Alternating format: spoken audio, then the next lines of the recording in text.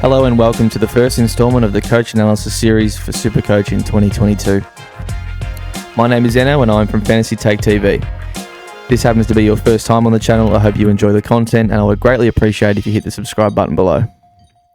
To ensure that you don't miss any more videos like this, hit the bell. Now let's get into the video. I'll explain what the purpose of this series was in a short video on my channel recently, but I will go over the main points quickly now.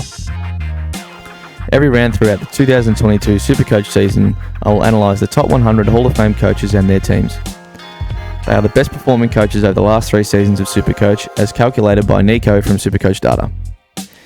Dyslexia Untied, or Tommy, sits at the top of this list with back-to-back top 10 finishes and of course the tracksuits to show.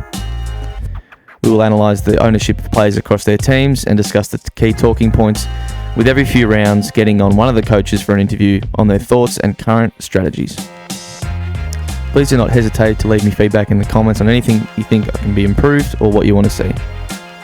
Before we head into the crux of this week's video, which is analysing the starting 30 from the top 100 teams, this team just slightly oversteps the mark of the $10 million salary, and that's because I wanted to properly reflect the overall structure of the coaches, and one sacrifice would have to be made.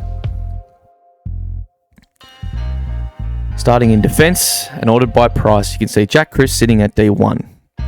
After a disappointing score on the weekend, many coaches have put him on notice and are hopeful for a return to form against Adelaide. Same can be said for Jordan Ridley, who was unable to get going as his side got trounced by Geelong. Jaden Short and Lockie Whitfield are almost consensus amongst the top 100 at 86 and 93% ownership. George Hewitt sits at D5 as the discounted hope-to-be premium of choice, edging out James Sicily's 29%. The rookies come at no surprise with a severe shortage of defenders, with McCartan and DeConning at full ownership in the top 100 and Mitch Hinge at 91.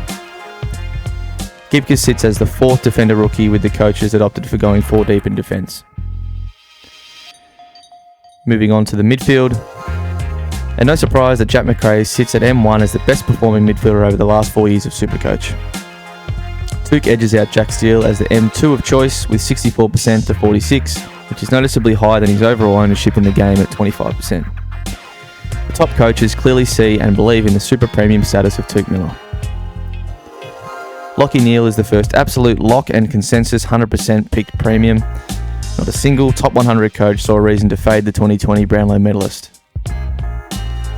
Rowell and Berry put themselves right into contention throughout the preseason, and their 88 and 76% ownership reflect this. The big trio of expensive midfield rookies is no surprise, with a few here and there opting to fade Jason Horne-Francis and Josh Ward. Dacos rightly seen as a non-negotiable. Dylan Stephens, Connor McDonald and Machito Owens round out the very bleak-looking midfield bench. And Owens looks like a likely candidate for rookie corrections. Onto the rucks, and yes, it is Gaundy once again. Only one coach was brave enough to go without the Collingwood ruckman, and Gawn sits at 63%. This means the rest of the coaches have either gone for Tim English, Rowan Marshall or Jared Witts. Further to that, some very, very brave coaches have opted to carry through Braden Pruce and some even Sean Darcy. A risky tactic that one I've taken myself, which soon enough will be proven to be right or wrong. As we head into the forward line, Dunkley, Butters and Coniglio, and no surprise for F1 to F3, with only 2 coaches opting to not go with Zach Butters. Next in line, the structure opted for 2 of the mid-price options not named Coniglio. Mitch McGovern and Will Brodie were the preferred choices, with Tristan Cherry just missing out at 53%. Josh Rochelle, Nick Martin and Hugh Dixon close out the line as the rookies. How many of these 30 are in your current team? Leave a comment down below.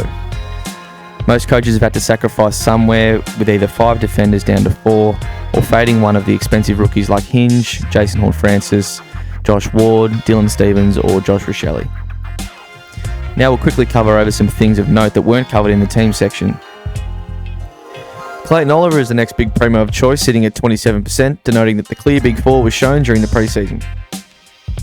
Just over a fifth of the coaches opted for Patrick Cripps, a guy that was much maligned for his showing in the last 2 years, mostly due to his injuries.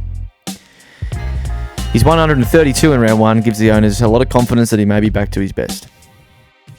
Heath Chapman is surprisingly in 14% of the sides. He boosted his score by over 20 points with a game-saving spoil. However, his 80 score in round 1 does give owners something to think about as a selection going forward. Tom Stewart and Aaron Hall showed that even after just 1 week, they probably would have been the preferred D1 and 2 pairing with scores of 103 and 129. They are in 20 and 13% of sides. If you've made it this far, I'd appreciate it greatly, and the next 2 points are something that really surprised me. The amount of loophole players like Elijah Hollands, Bodie Hewlin, Darcy Wilmot, Nathan O'Driscoll, Ned Long, Patrick Voss, Carl Warner, Charlie Comben and James Cheetahs even totaled over 50%. And assuming that no one purposefully carried 2 of these types of players into round 1, that's over half of the Hall of Fame coaches that went into 2022 with a designated donut. With the likes of Sam DeConning, Machito Owens in many of our sides already and likely to be non-playing players in round 2, and with the possible COVID implications which we've seen with Carlton already, it seems to be a very precarious move. Lastly, some of the crazy selections like Christian Petrarca and Bontempelli only being in one side, Matt Crouch, Caleb Daniel, Taron Thomas, and even Taylor Adams and Connor Rosier made an appearance. That's all we got time for. Hope you enjoyed something and some new type of content in the SuperCoach scene, and I'll endeavour to keep it going for the rest of the season. Bye for now.